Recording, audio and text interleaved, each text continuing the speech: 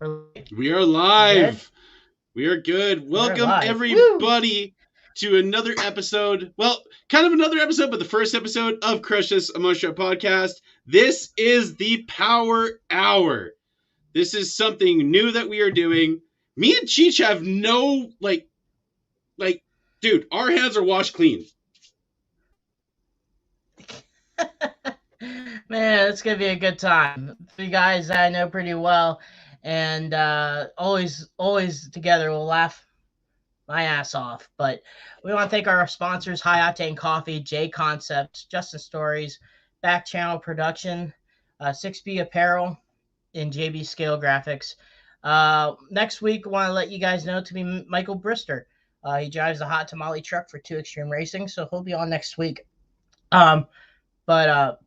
Excuse me, I want to let you guys know November 20th, I'm going to keep on pushing that, is our Hall Brothers Open House, RC Racing, $10 first truck, Retro, Sport Mod, Pro Mod, LMT, 2 truck limit. All the rules and regulations are on truckking.com. I'll post that. So you can't just bring just a regular truck.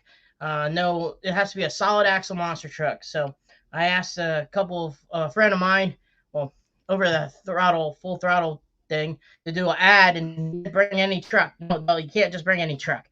So there's rules and regulations to that. So that's a one and done.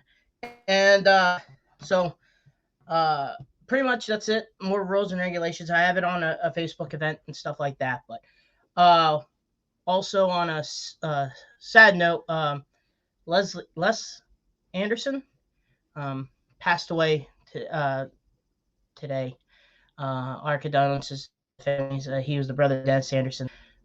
So I said, Crush This, send our condolences to him. Mm-hmm. But outside of that,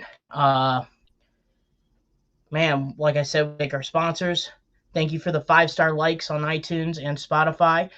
And if you guys have any questions, please put it on the post, and then we'll try to ask as much as possible. So it's free for all, full out. But Brad, you have anything else to say before we'll start our end? Yes. Viewer discretion is advised. We're letting all things go tonight. So I want to preface that, this is even just in the last 20 minutes leading up to this, we have been dude, you guys aren't ready for this. Let me start. You guys aren't ready for this shit. Okay. This is going to get nuts. No, you're just advising. You already said shit. What the fuck? Oh, excuse me. Shit. It's like the Degeneration X, Tourette's. It's like when the Degeneration, they were like, through standards of practices, we can't say these words at the end, like, oh shit. Like the Tourette's guy from Boondock Saints, the bartender from Boondock Saints. But all right, man, we're gonna let this go. Start this shindig, and we'll go from there. But this could be until the end. The next time you're gonna see us, well, you may see Brad asking questions, but for me, I'll see you at the end of the show. All right, so guys. Let's do this. All right, see you guys at the end. Let's do this.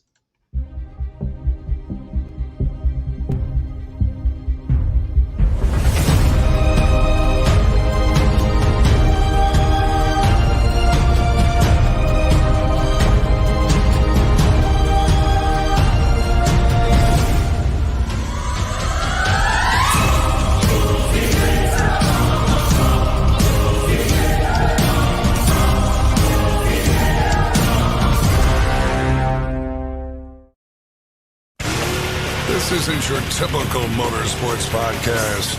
You're listening to Crush This, a monster truck podcast presented by High Octane Coffee and J Concepts. A show where we take you inside the minds of your favorite drivers, past and present, of the monster truck industry. And now, your hosts, Brad Shaw and Dan Chichagash. Buckle in. The show starts now.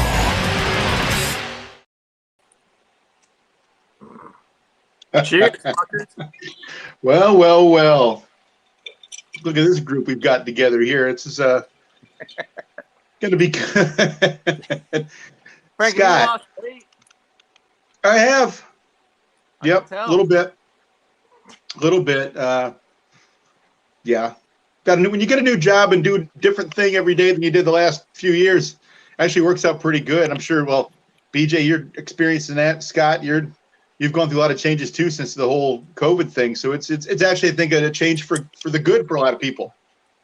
Yeah, porn star career kicked right off. I mean, it's not that BJ, and I see you're active with your whole tattoo thing now. And how did that get going? I know you did that a long time ago, but now that you're back, settled in Florida, I mean, how did it all get going?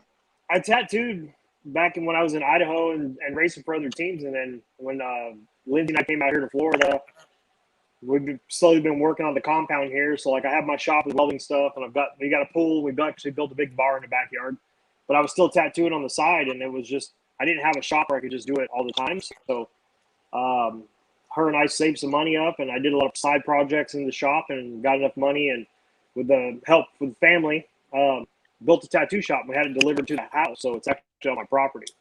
So it worked out. I mean, when everything shut down and everybody got let go, a lot of people didn't know what they were going to do and thought they had the golden ticket the rest of their life, and some of us had a backup plan. So I went, way to go, Scott. Yeah, so I went and drove trucks because, I mean, like you, Frank, you have a CDL, and you can always kind of fall back on it or whatever. Then I went to work for a welding shop, and now I'm lead tech in building 1. We basically weld all day long. Then I come home, and if I got an appointment or something, I'll come in here and sling some ink. What's the weirdest shit you've ever tattooed? I might be just shut down right now. No, I mean, there's no rules. I mean, you can imagine. Put it this way: if you can imagine it, I've tattooed it or tattooed it to myself. I got a question for you, BJ. How about, did you work on this to get me a new Jimmy Cretin-ish new haircut without going through all that? I could pressure wash that thing right in. We'll just look like pour the Bobby coals to it, trim it way back. Well, you know what I'll do next time I see Scott? We'll start it off with a Sharpie and then get the line right, the eyebrows and everything good, and then we'll have you finish it with permanent. How's that sound? That's perfect. Scott can just do all the prep work, and then I'll finish it. I mean, I did shave Frank's chest hair one time. That's another story. That's a story for a different day there. That's why he doesn't have any hair now, because he shaved all of his chest. It's slowly working its way down. And Scott, it's funny. That was in Detroit. I can't remember what year that was. That might have been the year you were driving for Ted. But you know how long it took for it to grow back? That's why I'm afraid to shave my chest. I know it's a whole different subject, maybe for a whole different kind of podcast, but I'm afraid to do it because it is wide open tonight, man. It can do it all. I don't know. I can't do it, but no. So BJ, since you left your previous employer there, so you've been driving for the Swansons a little bit. How's that been? I mean, I've known Rick and those guys forever. You've known them longer than me. They're good people. Rick, Jill, and Eric. Eric, love that kid. He makes me laugh. Just thinking of him makes me laugh. But how's that been going? Because they've got nice equipment out there, and they moved to Idaho recently. So how's it been going driving for the Swansons? It was good, when all of our last employers let us go. Just to be clear, before COVID, just to let everybody know. Right? Yeah, before. you were fired from a long time ago. No, so I was just sitting at home. Actually, we were getting the tattoo shop ready, and Rick called me, and he had some big shows coming up, and Bo Swanson hadn't drove long enough, so he said, hey, will you come and drive these Monster Jam shows? So it's kind of weird going back and driving for the company and not being in a company truck, but Rick and them are great. Eric's kind of tipped the reins of everything. He's doing it all on his own. And that's good. If you've ever had a chance just to hang out with Eric, that kid is hilarious. I hope he's listening tonight, because the stuff that we were like, oh my God, dude, it's so funny. He's almost got a sense of humor like Neil Elliott. Like, you don't really know what he's going to say, and he just monotone and says it and just kind of, A really super dry, but the delivery is the best thing. Scott, you spent a bunch of time with Neil Elliott. Well, we all spent a bunch of time with Neil Elliott. That's a guy we need to try to get on here. Holy crap. Oh my God! But no, Scott, you guys spent a bunch of time over in Europe, and not over. Was it Australia and all that? You guys went over and had a great time. You, Adam, Bari, Ryan, everybody. It was just an unbelievable time over there, from what I've heard.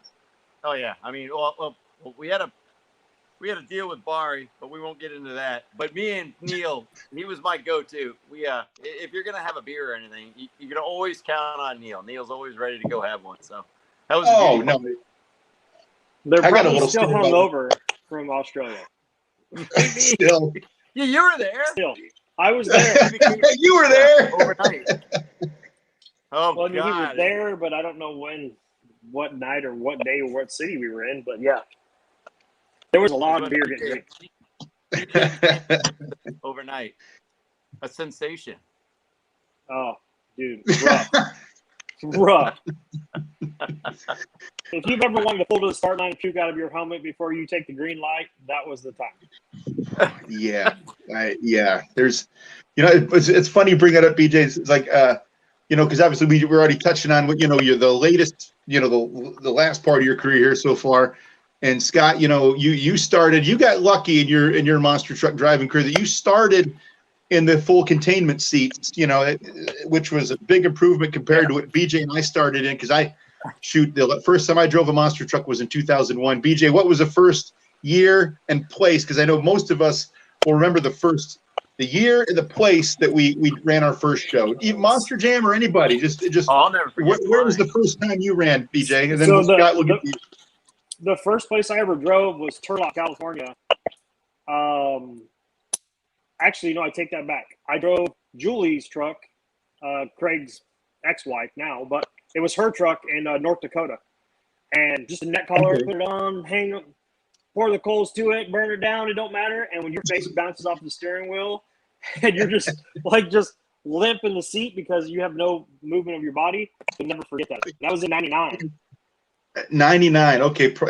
You're 21 years, 22 years. Yeah. And Scott, you never had the experience of dealing with the beautiful suspension seat with nothing around your head and your shoulders, just getting in there, no ratchet belts, none of that. You get in there, pull them down as tight as you can get them and hope for the best. And after the first jump, you're looking through the top of the steering wheel. It's an experience that everybody should have had one time before getting in a containment seat. But Scott, I know we were together there, but at your show, but that was your first show. But where was the first place you drove a monster truck? Well, my first place ever was at the Digger's Dungeon.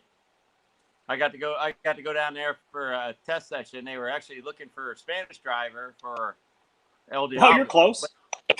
Yeah, it was like 45 minutes away. So I got a call and they said, "Yeah, Mexican, Canadian. I mean, what's the difference?" But they said, "Come on down." I went down there and then I got to do that. It was cool, but they really didn't have a seat available at the time, but it was cool. I mean, getting to go down there and drive my first monster truck at Dennis's place, it was pretty badass. Yeah. That was a fun before the whole days. What's that? The first show, though, I mean, it was Quincy, Illinois. Yes, it was. Driving Gary Porter's truck. I mean, it couldn't have gotten any better than that. I mean, dude was wearing a Timex watch. The whole thing was timeless. It was awesome. It was sweet. Yeah, because the good thing about you, Scott, is that you're close. We're all close enough in age that even though you might not have followed monster trucks when you were growing up, but you knew who Gary Porter was. You didn't have to be a big. I went to boat racing direction, not the truck direction, but everybody's a fan of monster truck. For you to know and respect him right out of the gate was great. And then, of course, as we've all been around Gary a bunch, Gary is the smoothest, most class act dude ever, the nicest guy. And Scott, you actually couldn't have had a better deal to do for the first time. You got lucky there. It was sweet. It was a perfect setup. And now, BJ, we'll jump. Oh well, that's a story for another. Boy, that was a good time. Remember how hot it was every single day. Smoke, it was crazy hot. I mean, it was but so we managed to cool off though. We cooled off every night though at the back of the hotel. Had the old rental and hung out and enjoyed ourselves. But yeah, it was a good time, man. I think you're right though. A case a night was what we went through, but you had to because you'd sweat out during the course of the day. You'd probably lose 5 pounds sweat because it was the middle of July or June in Central Illinois. I mean, it's the humidity was insane. Just the whole thing was crazy, but we had a blast. And actually, Scott, that led to you moving into, what was it, Dragon's Breath and then Dragon. Is that what that got you to? Dragon's Breath was first, and that was for 1 year. I think it was because I didn't have the body quite done on Dragon, and then 1 year in that, and then on to Dragon's Breath or Dragon after that. So it kind of morphed into it. And so, BJ, your career, your path started in '99, but you bounced around to a lot of different teams and a lot of different owners and crews. Tell us a little bit about what your path to what towards the end of towards the end, but to the current spot you're at. But it's a little bit of the path. You make me sound like an old prostitute right now. You bounce me around owner to owner. Well, I started in the streets in Calcutta. No, I started with Craig Christensen. I was racing off-road trucks and met him, and we kind of hung out. And I went to work for him, and then worked for him a couple years. Then it was more of a family type thing, and then it was me, And I know the boys wanted to drive, so I went ahead and left and went to work for Paul Schaefer, and it was only supposed to be 2 months. It ended up being like 3 or 4 years or whatever it was. And I was teamed up with Larry Swim and Brian Harwood and all those guys, and that's when we were running Barefoot Monster Patrol, Boogie Band. I mean, we drove all the Paul's trucks. If you worked for Paul, you drove them all. So then Paul and I had a misunderstanding, we'll put it that way. And I left the Barefoot team and was actually heading back home and stopped and seen Scott Anderson in Idaho. And he actually was getting ready to go to a show. He goes, "Hey, man, will you go drive this other truck for me? I just got a second truck." And I said, "Yeah, why not?" So went and drove the truck for him. Ended up cartwheeling it down the track and destroying it the first night. And Scott's was like, "Man, I pay for all this. I don't have Paul's money." And we scabbed it back together and make the next show. But it was in Penguin, Utah. We always laughed. It was like the Penguin Nationals. Like, I wasn't losing. I'm like, I'm not losing. And I drove the truck the way I would drive a Barefoot truck. So me and Scott ran together for a couple of years, and then kind of laid low with the trucks for a little bit. I was helping a lot of people. I drove for Brad Campbell, drove for Don Frankish. I mean, if they were close in town or I could drive over to where they're at, I was just doing fill-in stuff. And did that for a little while, then went to work for Bill Payne, straight up racing in Washington. And man, if that guy ever went to bed, it was great because that's the only time we could rest. Other than that, I think he works like 20-hour days and he's out of control. He's a lot of fun. Him and Laura, we had a blast, but Bill gets a wild idea, and you can see it all in his trucks now. We come in, we're like, "Man, we got 3 or 4 days off." And I'm like, "Cool, I'm going to relax and maybe go home for a little bit." And he's like, "You got to run a dozer?" "Yeah, I can run a bulldozer." "Why?" "Oh, we're going to put a drainage ditch in.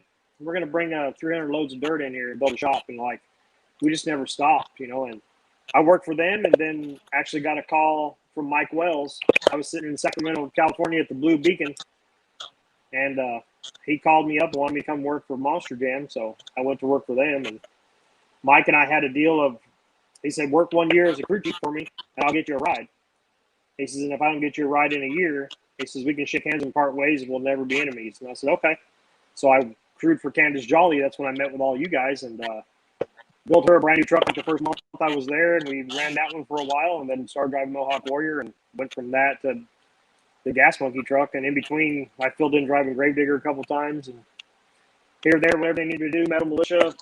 I mean, it was company trucks. They're all cookie cutters. Medusa, yeah. Let me tell you. But no, it was cool. I mean, I got to drive a lot. I got to drive a lot of big name trucks, and it was more meeting people and having teammates and the guy like you riding the trailer with me, and we just had a blast on the road and still having fun, and trying to find your liver, your kidneys if you hang out with Scott Liddycoat. So I just never forget that stuff. Well, what's cool about the era that you started in, that I started in, we got to drive different kinds of trucks, and the trucks were advancing so quick. So we got to see them from a certain, I mean, they were all tube. I mean, I never drove a leaf spring truck, always wanted to, never got the chance to do it. And I asked Charlie Plotkin what it was like to drive a leaf spring. He says, "Just be glad you never got to drive one." I'm like, all right, then, sounds good enough. If Chuck Plotkin says, "Be glad you never drove one," that's good enough for me. But we got to see the different suspensions, the shocks being straight up and down, and the 20-inch travel, and grow from the older chassis to now the Tim Carroll, the longer cradle, lower motor, the whole thing, and all the different shock technology. We really got to see it from where its infancy to where it is now, which was kind of cool. And then now this whole new group of drivers is getting to experience these beautiful trucks, and the way they work is so good, and the guys they got working on them. So it's definitely. I'm actually glad I grew up in the era that I did. BJ, I'm sure you are the same. Oh yeah, absolutely. I mean, when we started, we were still having to work on the truck, drive the semis, cut the tires. I mean, we did everything. And then as it progressed, there's not a lot of guys that can still do that. The independent guys that still do it, hats off to them, because I did it for years and I don't ever want to do that again. But now that there's crews and the guys take care of everything, I think it makes for a better truck as long as the guys are taking care of it. Yeah, that's key. I'm sure notice that growing up and doing this for as long as you have. Maintenance was a big key, and keeping up on everything was a key too. But Scott, you like you said earlier, you took a whole different path. So instead of going back to your monster trucks start, because we just went through that, and obviously we'll touch on the highlight of your monster truck career, which I think there might be two of them. What's the Young Guns, and you won racing. Was it in Jacksonville? You won it somewhere in Florida in the rain show. Yeah. Which BJ and I both. Where's that? It was in Tampa. Tampa. I know BJ and I could both attest. Driving those trucks in the rain is one of the more difficult. People think, oh, they're big trucks. They don't like mud. They don't like slippery. They don't like any of that because they're just they're big and heavy, but they're not. The tires displace so much. They don't handle well at all in that kind of stuff. So for you to get your first victory, it was your first stadium victory, wasn't it, in Tampa? It was the first stadium. Yep. It's elephants on ice. I always say it was elephants on ice. It was, and then of course it was going to go Rockets, because I won with the Rocket racing, and then I won with the truck same night, which is perfect too. That's beautiful. I'm surprised you can even walk if you did anything good in them Rockets. You probably still have dislocated hips. It was horrible. It about crippled us. Dude, we know. Me and Cody Saucier and a couple of us went out to do testing with them things, and then we got told they were you couldn't break them now. They're indestructible. And I'm like, really? Right. Like, yeah, let's go see if we can ride wheelies in them. We're like, all right. And we took 4 of them out there and brought 4 home on a hook, and none of them worked. And I don't think my hips are still right after this thing.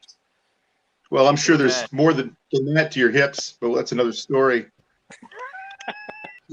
By the way, guys, don't mean to interrupt. We got a couple of people to give quick shout outs, and also a comment from one of your guys' fellow companions, Cody Saucier, says neither you or I made the Monster Jam fan favorite list this year, BJ.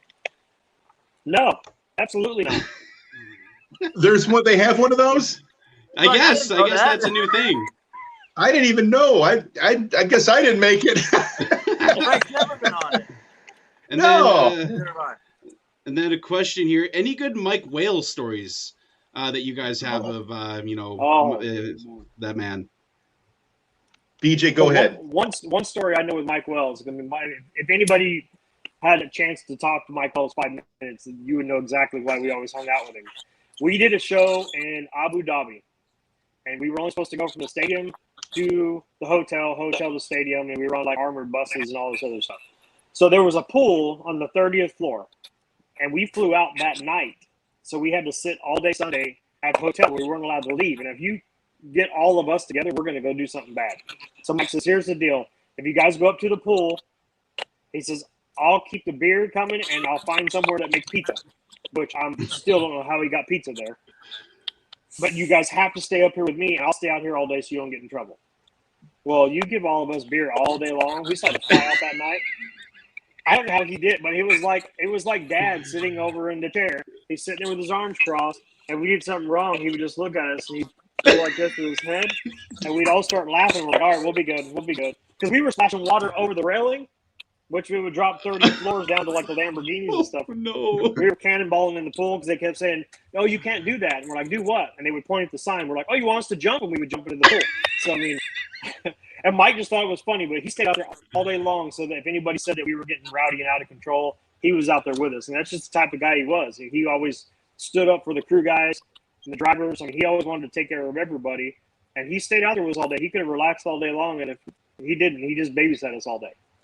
I remember the early years of the Europe tour. The first time I went over there was probably 2005 or 4, and it was always great because way back then the transportation wasn't kind of how it is now. Everybody kind of rode together in different rental vans and all this. And that Mike was always the first one there and the last one there, which that spoke volumes to the way Mike was to me. He was, and then always looked out for everybody. He was always worried like about how everybody was. And also too, though, when you were driving, if you did something wrong, you didn't even have to talk to him about it. He would just look at you almost like your dad looks at you, and it's like, all right, yeah, I guess that trying to do that wasn't a good idea. And you never had to say a word. Now, if he had to say something to you, he had that real, like, straight-faced, tight-lipped, like ready to MF you, but he never quite did. But you could tell it was there. So it's like, all right, I better get it together before he really goes off, because we've seen him go off. But he'd slap you in the back of the head. Yeah. Oh yeah, I've slap you in the back of the head. I've gotten that a couple times before even getting out of the truck, before you even touch the ground. It's caught in the back. I'm like, oh, I'm sorry. But no, Mike Wales was such an ambassador for Monster Jam, and so much helped the fleet grow and just monster trucks in general, and brought in so many good people to the business. I mean, there's a group of people that he brought in the core years, between like Cody, Chad Tingler, you, BJ, Scott, you were part of I'm sure you and Mike had some conversations about some other. You got the history with the guy, but I have one story it still sticks in my mind. It was my very first show in Tacoma, Washington, and he was there. And I remember we hadn't even done anything yet. And he comes up to me, he goes, "You're the boat racing guy?" And I'm like, "Yep." And he goes, "I'm thinking about doing this stunt." I think I told Frank about it. And he's like, "Yeah, we want to jump the monster truck into the ocean. But you're going to land like on a barge, but we don't want you to land on the barge. We want you to skid off the barge and wear all your boat racing, air breathing stuff. And then we're going to make it look like there's sharks in the water and they're going to come get you." And I remember texting Frank and going, "Is this guy fucking for real? Like, I haven't even driven a fucking truck and I'm going to jump into an ocean full of sharks." Like, it's pretty fucking funny. I don't know. You remember that, Frank? I do. Now, the first thing and Scott, since that was the first time you're in the truck, and BJ's, rolling over in a truck, it usually happens deeper into your run, so you're already winded and ready. Can you imagine rolling one of those things over in the water? There's no go for me. No go. I would say you wouldn't go for that. I think I would try it, but Frank, you're not going for that at all. I mean, no. I kept saying yeah, because I'm like, I'm brand new. I can't tell this guy sounds crazy as hell. So I was like, yeah, okay, we'll give it a go. I got the stuff. All right, guys. One more question here. Any good stories you have on Mr. Cody Saucier? Oh my god! Oh my! Well, so here, go ahead. it's not much of a story. Well, it is a story. So, if you know Cody, Cody's pretty quiet, keeps to himself, but he always shoots out a one-liner every once in a while. Or there's sayings that'll come on the stereo, and it might be like one word, and we'll laugh about it all day long. And actually, me and Cody were messing around coming back from lunch, and I was borrowing a friend of mine's car. I had a big stereo system in it. We were kind of goofing around. We came back and parked, and the stereo was going, and I had my Snapchat going, and it had that stupid little face, the little crushed up face, the crazy voice. I was messing around with it, and I turned it to Cody, and Cody just turned as fast as he could. And he was supposed to say, "Make your knees touch your elbows." But I don't know what he said. I don't know if he went straight Cajun for a minute. And we still to this day laugh about that. And it's just stuff like that with Cody. Cody's the one-line guy. He is the master of the one-liners. And just be walking in, and I still do it at the shop that I work at now. If you reach down to pick something up, you need to scream or yell as loud as you can as you pick it up, just so the whole shop knows you're picking up something heavy. That's what Cody likes to do. So if you just reach down, like, and people just like, what's going on? Oh yeah, I did it. I did it. I think I've known Cody for a long time. Actually, the first time I was actually around him in person, I was driving pure adrenaline for Randy Brown in Lafayette, Louisiana, and that was 2002 or 3.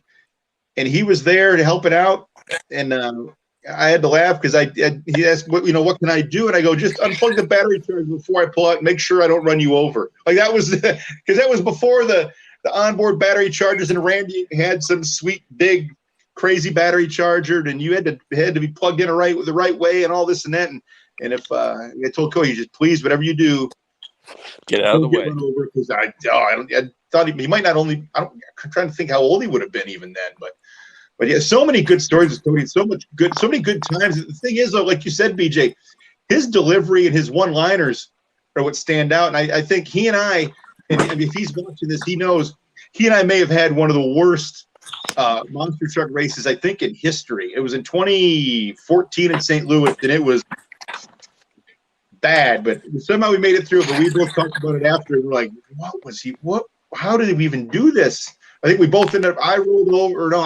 barrel rolled and did some cartwheel, which BJ, that doesn't happen very often. So, and he jumped over a turn car. I don't think there's video of it because it was when the FS1 was doing the condensed shows. They try to cram a whole stadium event into like 1 hour. So they chop half a racing out and then show all a freestyle just so they can get it all into that 40 minutes or whatever they used to have it.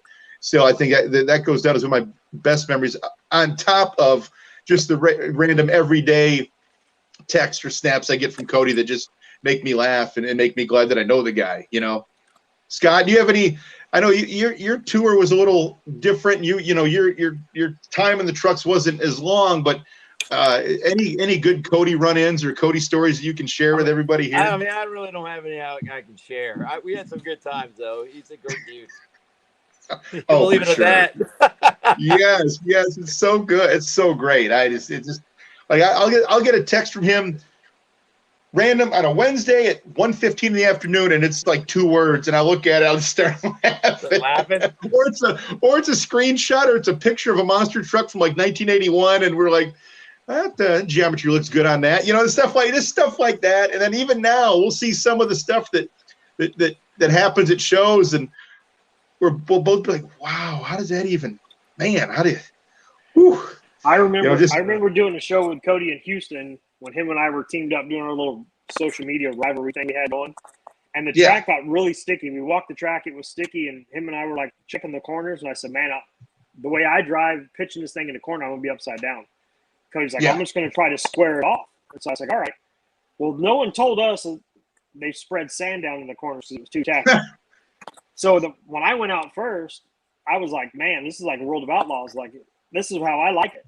So I come flying around the corner. I think I sprayed everybody down with sand. Came back to my pit stall. But when I pulled up, I went to pop my belts loose to yell at Cody to tell him what was going on. And he was already backed up and took off. And I was like, oh, this is going to be good. So as he comes around the corner, I see him hit the ramp, but he hits the ramp crooked because he's sliding. And he smacks the wall, and the whole electrical box for the building is right down there. Somehow he bounced that truck off the electrical box and slid into the tunnel. And he come back, and they had to go check everything. We had to make sure. And it was just practice day. We shouldn't even been driving that hard. And he comes back, and I said, man, what happened? And he said, perfect line from Cody, right? Man, I skipped the ears back on her, and she just wouldn't hold in the corner. Like, yeah, I saw that. And he's like, that could have been bad. And just laughed and walked up and sat down like it's no big deal.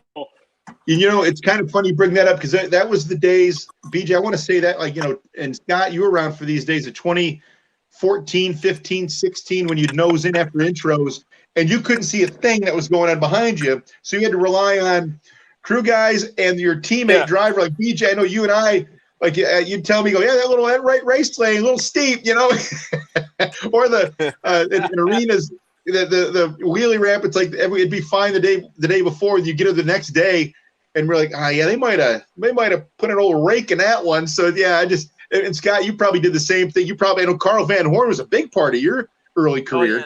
Carl was the shit. But we would do the practice run, and they'd be like, you could tell, you could see them all looking and talking, and we're all thinking, oh, that was really nice. And then like, no. And then the next day you come in, you're like. And then they'd both be completely different, though. That was always the best. I know, BJ. Practice was the worst. That was like the worst decision they ever did because we would set our trucks up and do perfect passes, and we'd come back and you're jumping school buses. Like, where'd those come from? Oh, well, we don't think you're getting enough air. And I was like, well, if you're not on the third floor looking down at the Matchbox cars, you're down on the floor. I've almost had Frank, as I remember it, Frank and Cody land in my lap before for hitting a race lane because they said it wasn't steep. Oh, yeah. I was like, man, shut her down. And it's coming. I'm like, oh, here we go. boom, run. And I used to take it easy in practice because I knew it wasn't going to be the same the next day, because you figure you've got a 5-hour pit party back then, people walking all over it. And you got quads and pro arenas and so much going on. That track and those ramps are not even remote to what they were the day before, So I would just make sure the truck wasn't going to vibrate apart or blow up, and make sure everything was good, and then just get through that, because you knew the next day it was going to be like starting over, Always. Oh yeah. Yeah. Yep. Hey, Frank, so I got one for you that I think you need to tell everybody, because for some reason, I think you told Cody and I once, we were together, and I remember it. I still am trying to figure out how you get your footprint on the Lexan in front of the brake pedal when you can barely touch the brake pedal. I don't know. I was wondering that too, because that happened. It's happened to me a couple times. I was in Barcelona, Spain, and after practice, there were Simpson footprints, not like work boot footprints, but Simpson footprints on different spots of the Lexan. I'm like, huh? And then I sit in the seat, and I'm like, my feet can't even go that far. So I still don't know how it happened. And still into the question I'm going to ask you two also. You ever notice how much dirt gets accumulated in the seat when you were driving? You get out, there's like a bucket of dirt. Like, where did this all come from? Yeah, the smart thing is having the open hole in the floor on the left side to get in, and you always turn left doing Chicago style. So all it does is throw dirt in the cab. And I hate when we used to roll over on a jump. I've literally had so much dirt in my lap I couldn't pop my seatbelts loose. I'd have somebody come up and pull all the dirt off so I could get out of the truck.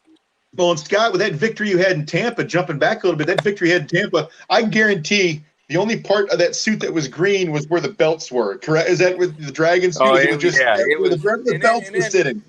And then when you win, you got to stop out there and do the interview, and now you're like fucking knee deep, and then you got to I'll just leave it there, and you got to fucking walk back. And you're like, what the fuck? Well, it's like a Canadian chocolate rabbit. Yeah, pretty much. Well, it's kind of something, BJ and Scott, it's almost something that I don't think people ever think about. Like, people see the mud shows and all that. They don't realize that after the truck moves about 30 feet, you can't see anything. You start, I don't know if you guys did it, but I used to use like a process of elimination. Like, I would start using the Lexan. Then once that got covered, I would start using the wind. I'd start moving around to different spots in the truck to kind of see. Then after that, once all that was covered, because you're not even staying ahead of it if it's bang bang fast paced show. You're not keeping it clean. No, so that was in the days when they wouldn't let us take the windshield out. Remember that there was a period of time where you couldn't take the windshield, had to stay in it. So meanwhile you're trying to braille your way around the track. I was kind of really used to not being able to see anyway. So when the truck with mud. Well, you got to figure too, Scott. A lot of people don't know too. In the race boat stuff that you do, there's a lot of vision issues that pop up in that, as far as spray and all that stuff, and trying to find the course. I mean, that's the thing that people, Scott, try to explain that to everybody. Because people watch boat racing on TV and it looks really easy, but then when you go, the races I've been to with you, sometimes I wonder how you guys even find the course. Explain to us what your process, like your quick process of figuring out a track or a course when you go to for the first time. Now, obviously, the ones you go to year to year that don't really change, but I'm sure buoys change here and there. They may survey it the same way. Last weekend, there was like 3 guys that completely lost the course, and one was in my heat. We won't mention any names. And I'm like, why the fuck is he all of a sudden coming 90 degrees, and I'm like on the flying start, and I'm like, the fuck's he going? And then he's like, oh, I lost the course. I'm like, no shit. But yeah, I mean, you just kind of, I always would go look at the track just like you do with monster trucks, and then you just figure it out. You looks like water. And you see what's on the outside. You look at what's supposed to be to your left and what's supposed to be to your right, and you just figure it out. I mean, we do tend so. Here we go. Another question. Finish your question, Scott. Or finish your answer. I don't even remember what I was talking about. It's fine. Go ahead. No, talk about how you find what you use to find the race course when you're boat racing. So I mean, you figure out what goes to your right and what goes to your left, and then after that, I mean, it's kind of like, I mean, there are different colors, so hopefully, you can figure that part out. But when you get in between 2 rooster tails, I mean, the water's straight up on each side of you. You just gotta I mean, you're kind of at that point, you're kind of at the mercy of the guy on the left and on the right. You're hoping that they're going where they're supposed to go, and then they're going to leave that hole open. Doesn't always happen, and when it doesn't happen, then you can't see shit. I mean, now, Brad, after this next group of questions, I got a beautiful story about Scott and his first racing event on land, but we'll get to that after your question. All right, so we got a question from Cody again. And this kind of relates to what you guys were just talking about. He's asking, how do the trucks and race boats compare? Well, they don't. Not at all. I mean, except for the fact that you get in a seat and do up seat belts. After that, it's pretty much over. I mean, the boat, it's a totally different kind of control. You actually have more control with the boat. I mean, they track way like more direct. You turn the wheel on a boat, it's going to turn. You turn the wheel on a truck, and it could push all the way up. And if it's in the wet, you guys both know. I mean, you kind of don't know where it's going to go. So, I mean, the boats probably track a little smoother. But, I mean, obviously, we're trying to keep the boat on the water most of the time. And it's a fine line between how high you want to fly and how fast you want to go. But in the truck, I mean, it's so different. And I think that was the biggest challenge for me was, I mean, it was so okay to maybe wreck or crash the truck. We're in the boat. You didn't want to ever do it. So that was kind of the biggest challenge for me, I have to say. Is one, you kind of let loose and do what you got to do. And then the other one, you're kind of trying to control the chaos a little bit. So, I mean, that's the big difference. Perfect. That's beautiful. So, Scott, now going from that, okay, you've raced pretty much every class of boat there is to race as far as inboard stuff is concerned. You know, you've driven everything from boats, 32-foot boats with turbine engines to a 1-liter. So how does that come? I know you said, you know, you just compared boats to the trucks, but the sensation of speed that you had in Young Guns, try to compare that, because that's something that I've tried to explain to people over and over again about getting a Monster Jam truck or a monster truck, depending on how you look at it, down through something like that and be under control consistently. It's okay to do it once, but to do it over and over is super tough. So, Scott, what was it like when you rolled into Young Guns and you're racing against a field of a mix of young guys and people that have been in the business for a while? Then all of a sudden, here you go, it's go time. Well, it was like the oldest Young Gun ever. But the first time I ever went to Young Guns, my first pass ever, I totally crashed at the end. I mean, going fast didn't bother me, and it felt really cool. But that's when I really learned that they don't have the brakes that you would think they might have at the end. So my braking point was a little late, and I rammed it right into the end of the stadium. But after that first one, then I kind of figured it out. I mean, it made a big boom when I hit that container. It was pretty sweet. But then after that, when I came back, though, I was a little bit pissed because at first they couldn't tell me if they were going to let me go, and they weren't going to let me go if they were going to put somebody else in Dragon. And I had probably my best year in Monster Jam, so I was a little pissed. So then when I got there, I'm like, well, you know, I'm going to make them realize that they were going to make a mistake. So I tried real hard, and it was funny. You got your marks, and then once I had my marks, and the crazy part was, I don't even know why, but the left lane was just working perfect for me.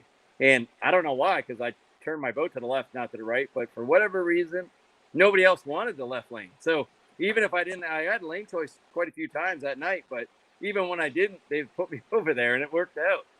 And then it just, all the moons aligned. And, you know, you were helping me, and Carl was helping me. And it was badass, because it was like, it just, I don't know, it just everything worked out. We were on point that night, and it was a pretty sweet night. Just watching you go rounds out there, it was making us laugh, because you were just getting faster every time, and it's like, he's not messing up. I mean, but it was perfect. We're like, this is beautiful, you know. It's when the fact you were going rounds and rounds, the way you were doing it, and you know, as obviously everybody knows, in Vegas you got to get lucky. But Scott and BJ, you guys have both put in a ton. Like Scott, you put a lot of laps into your Young Gun year, and BJ, you put a ton of laps in too down there. Maybe you guys can answer this for me, because I've always thought, in my history there, before they changed the course and did all that stuff, but it seemed like the right lane was always a straighter shot down through there. The left lane seemed to disappear a little bit in the left lane. BJ, what's your experience here? Are you opposite of that, or do you kind of think the same thing? No, so actually me and Cody kind of walked the track and looked at it a couple times. And what our theory kind of is the right lane has all the trucks doing power rush intro wide open going down through it. And for some reason, it always was slicker than the left lane. The left lane had a longer downhill part, and the corner seemed tighter. I think every pass I ever went down there, I smacked the wall going down the chicane, but I had it sideways enough that the wall would put me back straight. And I was using the wall all night long. I did it all the way to the semifinals until I hit the wall so hard I crawled up on it. And Howie and Alex Blackwell and a couple of them guys, they go, hey, man, why don't you just stay in first gear till you see the cone? Now, you're talking like 80 feet. We don't ever run that hard and not shift into second. But they wanted me to stop spinning and actually pitch the thing in the corner. So when I would shift into second gear, it would pitch me in the corner, and I could go down the left easily. If I did that in the right, I was up in the bark. I was up on the wall. For some reason, I could not get down the right lane. But everybody coming out of the arena wasn't on the gas, and everybody was going in the arena was always on the gas. I mean, it seemed like the right lane was always worse for us. Well, and what's funny is I don't think when you're doing shows in other stadiums throughout the year, obviously you're never turning that consistent length of high RPM, distance, high RPM. So you go to Vegas, and it's hard to explain to people that the steering wheel, you don't want to touch it very much because that thing, the steering pump is ripping, and it's like, so you try to keep you don't want to start doing this. I mean, you can do that when you get down through there, but initially you just want to almost get through. Once you get through the chicane, I mean, here's the thing: I haven't had a lot of success there, so I might not be the guy to talk. I'm just the guy. I'm just speaking from the times that I went up and down the track and how it felt for me. So, BJ, I'm sure you're the same way as far as the steering wheel. You just wanted to just barely get it down. Then once you got it into the far turn, then you hammer on it and you're doing all that stuff. But getting it down through that chicane, it was almost like you just looked all the way down at the end because you knew it was going to get narrow because of the way it came down. So you just tried to very minimally tug at that wheel. BJ and Scott, were you guys the same way? With the boats, you don't ever want to do any drastic moves. And it was almost like the less you drove it, the better you were doing. And then the whole shot too, I kind of was looking at it the way the lights were, and I'm like, there's no way. Like, you would have to jump so early to actually red light because the size of the tire. So I really played the tree a lot. Like, as soon as that went yellow, I was gone. I don't think I ever saw a green light the whole night because it was already gone. But I just kind of was looking at that stuff and thinking, well, I mean, you got to take a shot, right? And that's what I did. And then most of it, if you watch the videos, I mean, a lot of them are whole shot wins because I just was like, there's no way. This tire's so big that it's not going to move that fast. And I'm like, so I was like, okay, well, maybe we'll go for it. And then when it worked, I was like, yeah, all right, it worked. Yeah, my first year in Gas Monkey, I could barely touch the steering wheel and go all the way down the straightaway and go around the corner. The second year in Gas Monkey, I had a couple tires I had lost at a couple shows, so they sent me tires that had been patched. And so I didn't realize it doing all the shows. So then I went there. The ones that I wanted, I put on the back, and I put these on the front. And I had someone halfway down the stadium for me to know where I hit the brakes on practice day. And the first pass I made in that thing, I had arm pumps so bad because I was doing this down the straightaway trying to keep the thing straight. Then when I got on the brakes, it was 10 times worse. When I got back to the back, I said, man, something's wrong. So they were thinking something was broke. We changed some steer rams, did this and the other, and I made another pass. I only ever did 2 passes. I'm like, I don't care. I'm doing 2 in parking. I don't want nothing broke. I made the second pass. I'm like, whatever it was, we still got a problem. And I literally was like banging my elbows together trying to keep this thing straight at 70 miles an hour. So then we came back. Charlie Pocken walked up real slow, and he goes, man, you got square wheels? And I said, yeah, that's what it's acting. And he goes, well, put them on the back. You don't steer the back with your hands. A genius move by Chuck. Yeah, so we swapped tires real quick, put the squares on the back, and put my good ones on the front, and then I was fine. But that's the sketchiest ride you're ever going to take in a truck going that fast. You find things in Vegas World Finals that you never noticed all year because you never went that fast that long. So any kind of driveline issue or any kind of vibration or something not right, you found it quick at Vegas, but it was still drive lines. There's a few drive lines I left out there because of that. And a lot of time, you end up there, you got a completely different truck. Like I remember one year I rolled in there, somebody else wanted my tires, so they took them. One year I rolled in there, somebody else wanted my front straps, so they took them. I'm like, you race all year, and then you get there, and you're like, what the fuck just happened? Yeah. Vegas is a crazy place. Yeah, it was a wild card for every year when you went there. You didn't know what you were going to get, and And the track, like I said, it's another place that the track changed so much because of the way the sun, how hot it was there, and the sun and the wind and all the stuff that goes on up and down the trip. People forget about all the morning media that goes on before anybody's there. That affects the track. I mean, and it's so crazy. So that's, to me, always, it's like winning there is so difficult because of just what it is and the quality of trucks and drivers that were there. It was always so tough. And to me, it just seemed almost insurmountable to go rounds all that way, because you're thinking you have to almost be perfect and hope that other people screw up. And Scott, you ran into that, man. You were dialed in. You found your marks, and it was perfect. And BJ, with your deal, semifinal, it had to feel like by the semifinals you had ran a 500-mile race, though, because it's such a big field of trucks, and you're like, okay, I'm in the semifinals, but I'm not even there yet. It's like we still have a ways to go, and trucks are only getting harder to beat. Yeah, you were wore out between stressed out and all the media and everything we had going on for a week, and I still worked on trucks, and so I was doing that stuff at night or during the day, and I remember sitting in the truck, and Neil and Candace crawled up in the truck. We're like, "Hey, good luck. You're doing great." And I just kind of looked at him. I'm like, "Yeah, I won a couple of rounds. Big deal." And then I was like, "Wait a minute, they're calling the semifinals right now." So, yeah. So when I went up there, I kind of got in my own head, and I tried something different, which I shouldn't have done. And I was racing Tyler, and Tyler messed up too. So if I'd have just run my pass like I would have, I'd have been in the finals. But you had to change it every single time to make yourself faster, because we didn't, because the fast trucks were coming. Yeah, and Scott, you ran into the same issue with Tyler. He was one of those guys who was consistent all day, and then when you finally guys met up, it was like the two heavyweights were going to go after it. It's fine, and you got it, but man, it was really close. It was close. Yep. Oh, we're grounded, guys.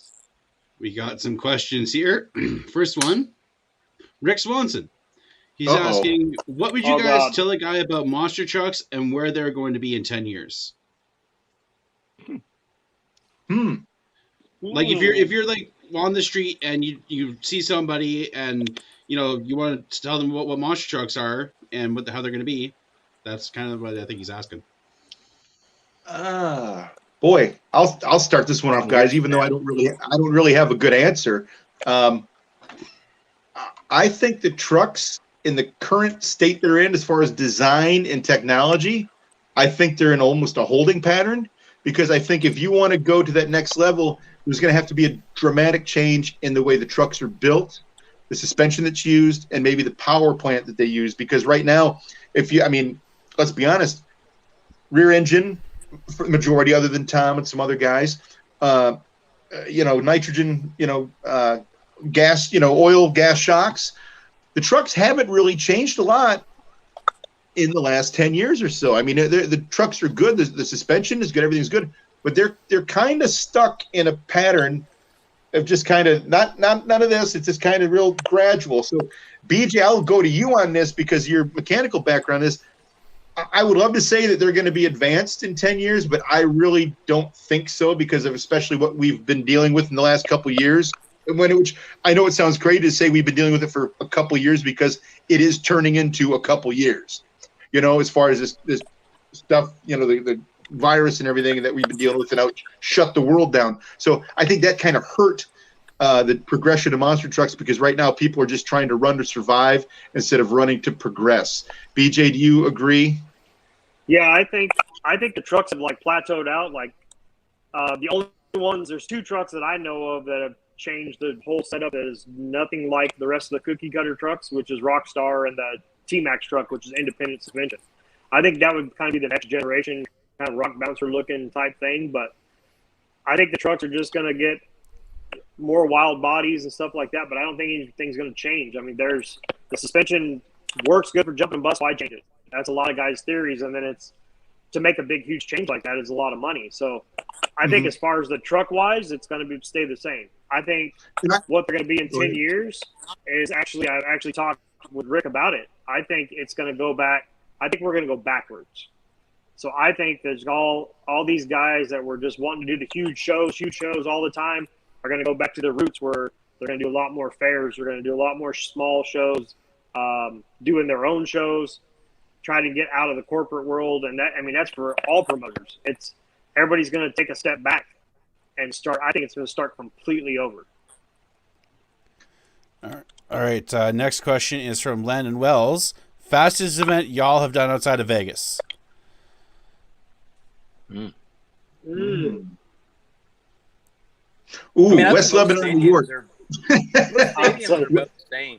I mean, the way they're configuring the tracks, I mean, you don't really get a big windup anymore like you used to or could have. So I mean, West Leb's a very fast track. I never went And there. Scott, so. it's kind of funny, Scott.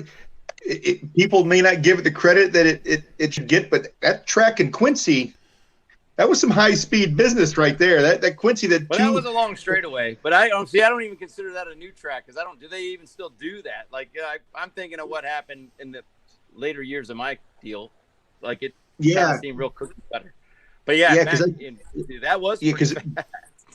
Yeah, BJ, that was almost like an old Penta style. It had the roller set of cars, and you ran probably Scott, 200 feet, and then to the next set, it's like one of those where like you're going to the second set, and you're like, and it's like you're feeling like you're running out of gear, but you don't want to back off, so you just kind of ride it out, and it does the old trip over the cars, and then the nose hits, and then you're already out of gear, so the nose just kind of stubs itself, and you just hold on and wait for it to get over with. Yeah, those tracks were always fun. And then I did a show. I used to do the Rocky Mountain Raceway show, and that was the asphalt figure 8. And they clocked us hitting the cars at 60 miles an hour. And you're like, well, that's not as fast as Vegas, but 60 miles an hour in the center of the track, you still got to get that thing stopped. And I've used the bank. I used pit road before. I mean, I've seen Pablo go up a wall there. I mean, it was pretty wild there for a while. And that track's not here anymore. But the asphalt figure 8s were pretty wild. I mean, they'd make the old pucker up real quick. And I'll tell you what, BJ, going back to the early 90s and mid-90s, some of the stuff those guys were doing in that Penda series, like Eric Meager, Dan Runne, all those guys, man, Porter, those guys were hammering on those big tracks, the big straight lines, man. That's a whole different level, and you got to figure the technology. The whole technology wasn't where it is now, and the fact that those guys were hammering is crazy. So I think if you take a look back, I think. Well, they go out there with an open face helmet on with a cigarette out their mouth. And they'd stop and they would check the radio and they'd flick the cigarette out and put their neck collar on. And they'd look at the guy. And it's like, dude, you just turned your head. Like, you shouldn't be doing that stuff. But yeah, I mean, they were running just as hard as what the trucks do nowadays. That was in the 90s. Oh, yeah. Well, look at Lima, Ohio. Look at the Lima track. They didn't even have cars at the end of that track. They only just had a dirt ramp, just a giant dirt ramp. And like, look at Andy Brass, the infamous wheelie run. Imagine if that was a truck today. Imagine that. Guys back then like Eric Meager, Gary Porter, Dennis, David Morris. The list goes on. How many guys are running hard with some equipment that wasn't ready to be doing what they were doing, but they were doing it, man. So that's. It wasn't ready for it, but they were doing it. It was awesome. It's awesome to watch now. But like you said, though, jump into that prior question, though. In 10 years, it's going to be interesting to see. I think BJ might be onto something. Things might go backwards a little bit, but that's not a bad thing. I think because the trucks right now put on great shows and jump crazy high, and it seems to be working for everybody. So, maybe the trucks are where they're at until there's enough money and enough backing to go the next level, which is going to be tough. All right. Next question is actually for BJ. Jason Hodges is asking, how is your relationship with Richard Rawlings? Did you spend time with him? Oh, yeah, absolutely. Richard Rawlings and we became really good friends. It's he says, once you're a gas monkey, you'll always be a gas monkey. So anytime we're in Dallas, we go and hang out with him. We've ran into him at other places. He came to Vegas and hung out. And the thing with coming to the World Finals and everybody saw him there, that was on his dime.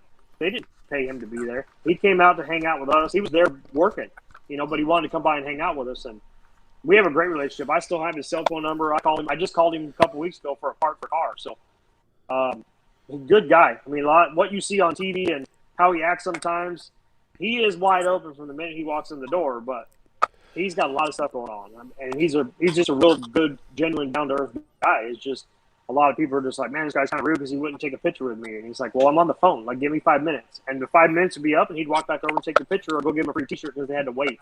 And some people get pissed and walk off and badmouth him. And like I always said, the keyboard warriors have to pipe up and run their mouths. But all right. Another this question here is for Frank from Cody again. Frank, tell the story of the Naples jump and grinder. Oh, Yes, and I want to know the Kreml cry too. Tell everybody what Kreml cry. This is the BJ reason why Frank can't wear white underwear anymore. So, were you there, BJ? Were you crewing on a truck for that, or no? I can't remember. No, I was somewhere else that weekend. So here's the deal: that Naples track. I don't know if anybody's ever, people watching may have seen it, but it's back in the day. BJ, you ever run there at the Naples track? No, I've been there for the swamp buggy races, but not for the monster truck. Well, they would use they used the sippy hole was like the finish line. It's almost like a big Chicago style is the way they did it. You went through the infield and everything, so it's one of those things to where all week leading up to it, the sippy hole still had water. They couldn't get the water, so they built this road down through it and put all the road base and rock and dirt and layers of this and this, but the water kept seeping up. So it was one of those things to where it was a gradual. It went down, and then if you probably did the math, the ramp was probably 20 feet tall, but on the level ground it was only 5. You know what I'm saying? Because the hole went down. You probably went down 6, 8, 10 feet going down through it. So I came around the corner against your old driver there, Candace Jolly, and I was driving the grinder truck at the time, and it's like, man, I can't lose to a dog. It just can't happen. I get a puppy with ears. It just can't happen. I gotta go. So I came around the corner to the floor, just hanging on, and right when I'm coming down that road, I'm like, wow, I'm gaining some momentum here, gaining some speed. I obviously it was dark, couldn't tell where she was at. So came around, and it as it went down, as you guys will both know guys know how the trucks are, it went down. The back suspension was probably riding on the bump stops, but since it was going down and then up, the back suspension never unloaded until it left the ramp. So it shot it off the ramp like a Hiya. Oh yeah, and it was big, and it was one of those where it was started to go up and was doing the old the level of it, the nose coming down was way more than my out level. So I'm like, whoa, here we go. He was doing one of these like right on the Dukes of Hazzard, right before they cut before the car lands, because it's gonna be a big disastrous landing. That's what it felt like. And when I was looking down, I'm like, oh, okay. And I knew what I told myself, I got to be in the throttle when it lands, because if I don't, it's going to crash like a sprint car, and it's going to just tumble. It'll probably still be crashing, be out somewhere in the Gulf somewhere by now. But it was one of those things, as soon as it got to this point, because I was blipping the throttle the whole way, right when it got to the point where it felt like it wasn't going over anymore, kept it on the floor, and it was, and it caught. If it's one of those things, because you guys know the tires are so big, if it catches halfway up the tire, over halfway, it's going to push it the wrong way. And if it catches under halfway, it's going to pull it down. And that thing pulled it right down. And it was one of those things where it just landed. And I'm like, you got to be kidding me. Like I was ready for it to be a disaster. And then Mark Hansen, my crew chief at the time, gets on the radio because I just landed. I'm turning around. I'm driving back to the pit area. Silence. I'm just riding. And he goes, you all right? Never forget it. Keyed up the radio. Go, yep. That was it. Drove back and parked. And needless to say, my next jump wasn't quite as big as people may know in my career. I've had a few moments like that where I bomb something, I blow it out, jump giant, then the next hit's not quite as big. But know that, and the Kreml cry is one of those.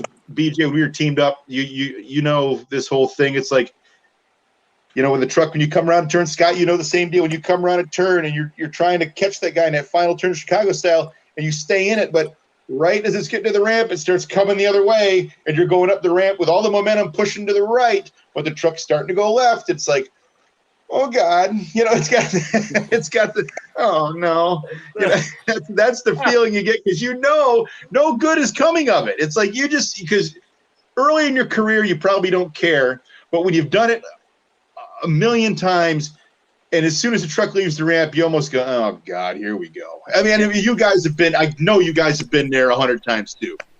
Oh yeah. After you told me that, I used to laugh. I'd be in the air and I'm like, oh, this is gonna hurt. I'm like, and I hit the ground again. Like I was braced. It's like you know what I compare it to. Bad. I compare it to that movie Major League when Roger Dorn gets hit in the back by a pitch. He goes, "Oh God!" I mean, that's pretty much the same feeling. Oh no, Scott, how many Hallelujah, Hail Mary moments have you had in the truck? There's had to have been a couple. There was a couple. And then I'd be like, oh, fuck, you really did that? God damn it. And then there's the worst time in one of those is when you're midway through it and you know you pretty much have done all you can and you're just waiting for it to be over with. Like, That's all you can do. I mean, you're begging for a red light. Like, please turn the red light on. please. Yeah. Brad, I see you jumping back in. Yeah, well, I have a question from Rick's once, but I want to ask you guys a question quick. And, you know, this kind of always interests me. You know, over the last, you know, how many years we've seen diesel motors in monster trucks and stuff like that. But what do you guys think of, like, other like Pro Chargers on a monster truck or a turbo or even different engines, like using an LS, or you look at a power plant like the Toyota 2JZ that can make reliable power, you know, and God, those things are almost indestructible. What do you guys think of alternative power plants or other ways of boosting the engines in monster trucks? So I'll pipe up first. Yeah, that's hot. We'll stick a jet motor in it. I think you were going that route. I think there was going to be a lot of stuff going on at the time, and with COVID, it shut a lot of stuff down. And I think it's going to be 4 or 5 years before money backing starts rolling again where they can do something like that. And I'm not just saying the corporate guys. I know some other guys that were looking into it. I know Corey Rummel has done an LS motor with a big old blower on top of his mud truck, and he's making it live. He's had a bunch that didn't live, but he's figuring it out. And there's a lot of guys that are looking into that because those motors are easily available. Oh, yeah. Right. Now, Scott, especially with your experience in boat racing, there's probably a bunch of different engines you've been around that you think could maybe work in a monster truck. Put old Mercury on it. I think I do, yeah. Little tiller arm back there. Yeah. I mean, I think there's a bunch of options, but I also worry about what the government will implement. Like, are we going to be allowed to be running blower motors in 10 years on methanol? Like, you're probably going to have to go to EA98 or something like that. Like, I know in some of our series, they're already talking about banning methanol. So I think there's going to have to be some changes that'll be imposed on us that we don't really have a say in. But like Frank was saying, I think the trucks are kind of where they're at. It's just to be interesting to see what we're told we have to do and how they'll make it work. I do think it'd be pretty badass to see a monster truck staging on two-step, you know, flame shooting out like a pro mod car or something like that. Like, I just think that would be so unique. So, Rick's question, he says, I asked Frank about road trips in the semi, or at least like stories about Canada. I think that's what he's trying to ask. Oh, yeah, there was years ago, I was driving Del Scorcho. Chucky was in Gravedigger. We had to go up to Vancouver, and we needed 2 drivers to get up there because the guy who was my crew chief couldn't get into Canada. So I met up with Rick in Sacramento, and we went from Sacramento up to Vancouver and then back. And I still to this day, whenever I see Rick and Jill Swanson, I laugh about the circus peanuts and the peeps, you know, and we still talk about the peeps all the time, the marshmallow candies, because I've never seen a more amazing mix of dashboard snacks than Rick Swanson had. We talking beef jerky, candy corn, circus peanuts. Rick had it all, and he even had a trick to getting the circus peanuts. You know, when you open the bag up, they get stale in like 10 minutes. Rick would just put them on the dash and heat them up, and those things are fresh, ready to go again. So no, Rick, we had a great time up in Canada, and then Charlie Plotkin up there, of course, being Charlie Plotkin, running the crap out of that GD15. He had 15 or 16, the old Pablo chassis. He just wore that thing out. And I was in old C26 Del Scorcho, man. Anybody who's ever ran up in Vancouver, I think both you guys have been up there. Vancouver's a heck of a place. Good time. Oh, that's where they love to streak across the floor while you're trying to drive. I think Don Frankish actually tackled a guy. Man. Yeah. He was smart, full helmet, full suit, helmet, everything.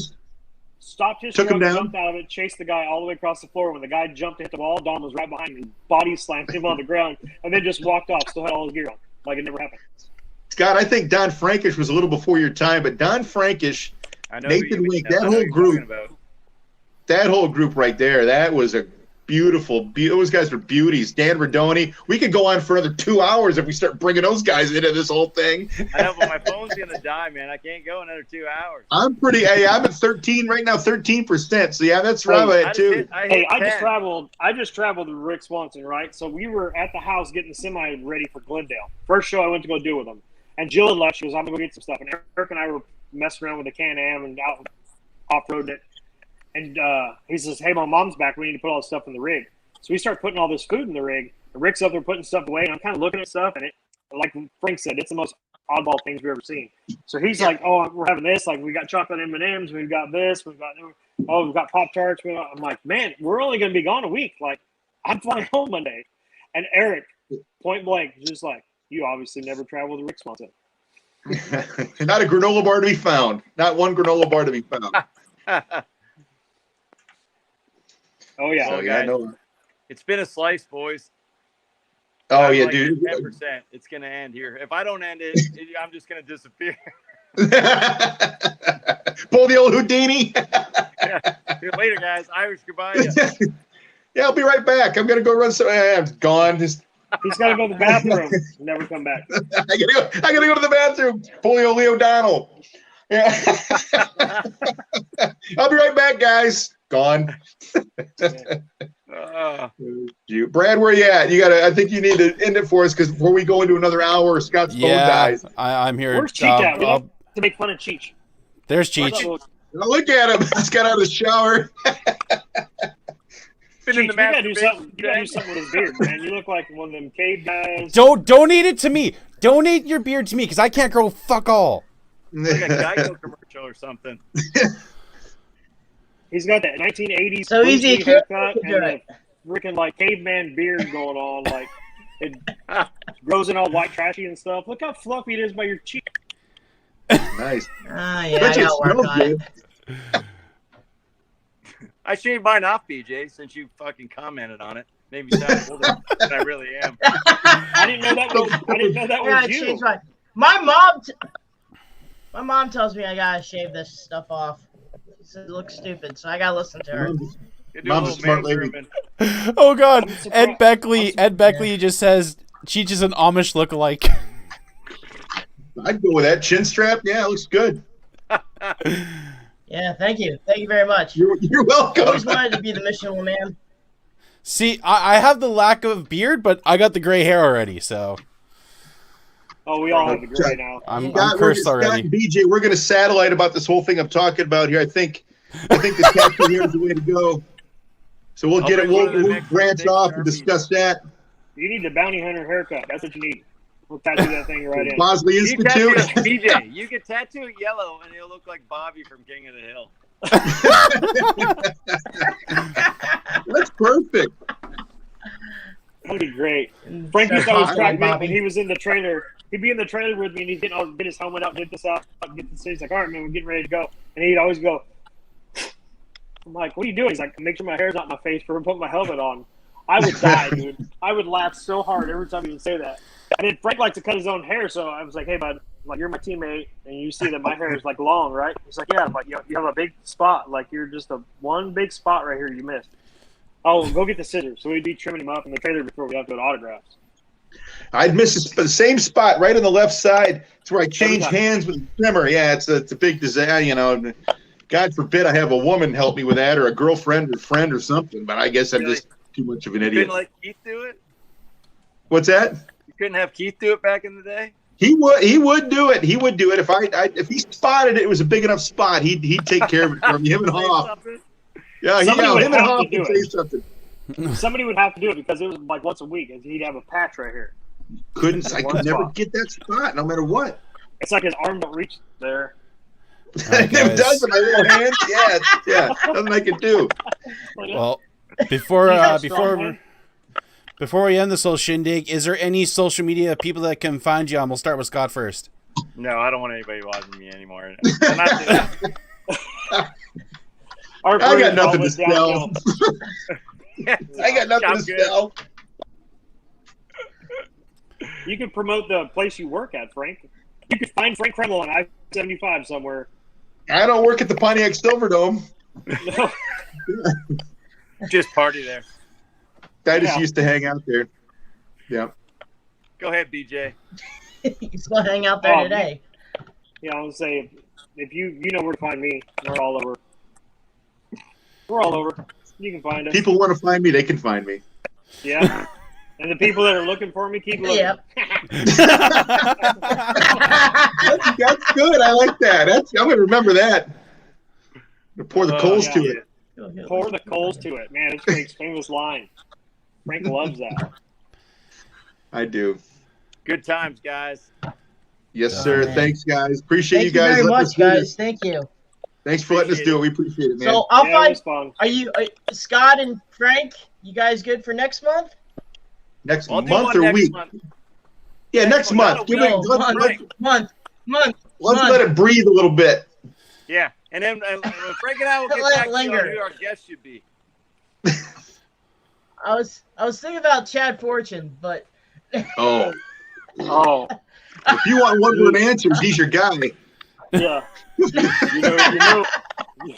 know, Cheech. It's good. Oh, come on. Come on, guys. Now we'll get together with Cheech on what we're gonna do the next time. We'll keep it fluid. Let's say, hey, throw it out to the people watching too to see if they have any ideas of maybe, and which I can't say we'll use them. We probably won't use any of their suggestions, but at least it's nice to give the At least we'll take them. We'll take them At into least make a comment. You can Yeah. make a comment, so it don't matter. Yeah, go ahead. Comment all you want. Don't even look at them. I'm trying to get you a Natty Light sponsor for the show. That'd be awesome. Now we're cooking with gas here. All right, I guys. think you can get that in Canada. Oh, yeah. Close enough. If he finishes roof, it'll look a lot better for next Come month. on. Finish the ceiling, Scott. No. It's character. Looks good. were you at 1% for the last 15 minutes, Scott? No, I'm at 9 180 right now. It's He gonna looks like die. he's sitting- I mean, he looks like I'm he's sitting in the And bathroom.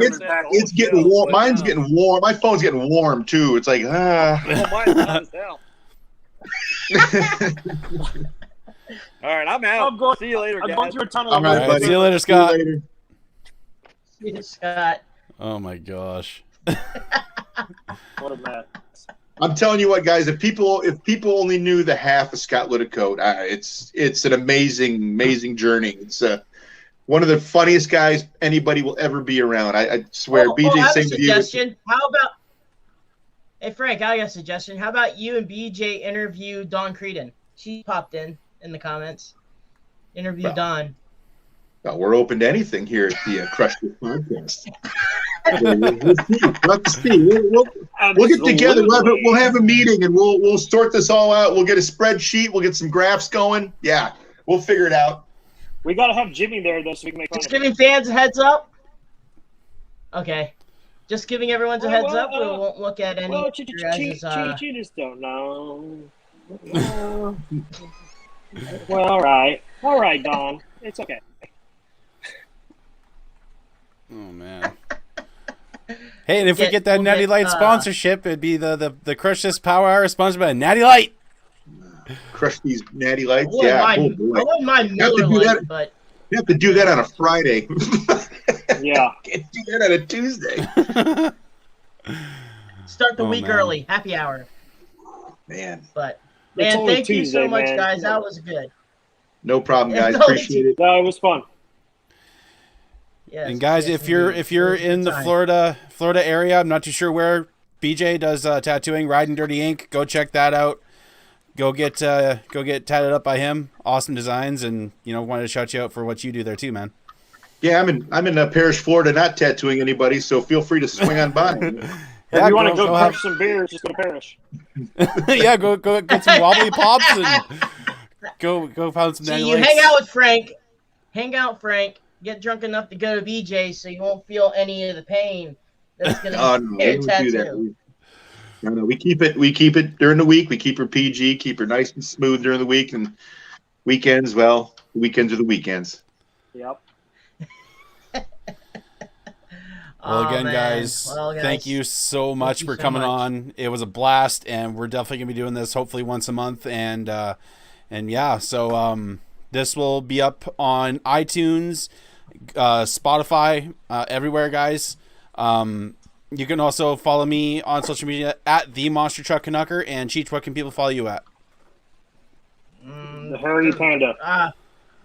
Yeah, panda.com. The Amish Panda. What else? The Amish Panda. Amish Panda. Yeah, Amish. With a I'm shitty good haircut. at woodworking. Get your haircut. Yeah. If anybody I like cares, my shitty haircut. it looks good. It looks Frank, good. you want my hair? You can have my hair. No, I'd rather just not have any. Appreciate it though. I'd rather just be bald than wear your If hair. anybody watching cares, they can find me at F Krmel 14 on Instagram, Facebook. Just put my name in because there's, as far as I know, I'm the only Frank. There's a GoFundMe site for his wigs. We're gonna get him a wig. Yeah. Go check out my OnlyFans. Yeah. That's a Oh gosh. On that note, guys. Yeah. Fire shoes and a jacket only. All right, guys. You can find me at Dan Cheech Gosh on Facebook and on Instagram. So. And also, don't forget the RC event that Dan's putting on at the Hall Brothers shop. You can find all that on his social media, and also the Hall Brothers are going to do an open house that day, so check that out as well. But guys, it was awesome. All of us on Crush This on Facebook. Our host is forgetting information, but it's all good. Also on Instagram. So go ahead and follow us there. And again, thanks for the 5-star reviews and likes on iTunes. And thank you to our sponsors. Yes, thanks to High Octane Coffee, Jake Concepts, Justin Stories, Back Channel Productions, 6B Apparel, and as well JB Scale Graphics. So guys, until next time, next week we also have Michael Brister on. Hannibal's coming up. Hannibal's coming in. Hannibal's coming on. All right, guys, as we always say on the podcast, keep the rubber side down and the shiny side up, everybody. Peace.